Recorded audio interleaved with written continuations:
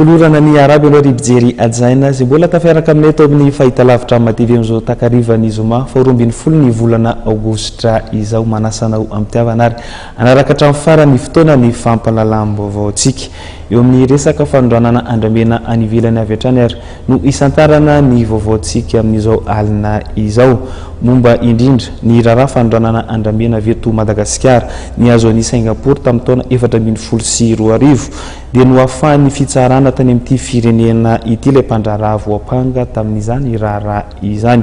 Claude Arasolution sy Mamira Samuel. No ahafahan'ny fitsarana tao Singapour i Wong Wei-kiong ilay mpandraraha voapanga tamin'ny raharaha andramena.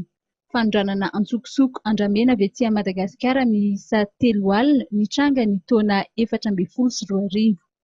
Ny volana aprily lasa teo no nanambara ny filohan'ny Alliance Vargas fa ho fantatra avokoa ny anaran'izay namaty andramena teto Madagasikara an'ilay sinoa raha toa ka voahelika ity farany. Malagasy misy dia natsoina en tant que témoin malagasy tsisy marisy ny fanjakana na tsy marisy dia mampihoe le témoin fa tamin'ny 2014 milaza fa ara-dalàna ho azy ary misy fa taratasy zany osoka maromaro miainga teto dia avy eo ndray tonga ny gouvernement Antananarivo no tena tsara mitalàna fa ho an'ny olona any zany mampihoe le témoin satria mivadika amin'ny lera condamné le sinoa io dia mivoaka daholo izay ny anaran'ilay olona ny livre azo azy anarana feno misy zany dia mivoaka ty Madagasikara dia manatena ny fitsarana malagasy mba handray. Tsy izay anefa no nitranga fa no ahafahan'ny fitsarana ilay voapanga.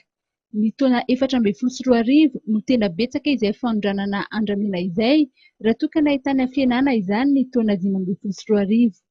Ny eto amintsika voalazan'ny Alliance Vargas fa tsy misy ny fanenjehana sy ny sazy miatra amin'ireo mpanao andramena noho ny fisian'ny kolikoly avolenta.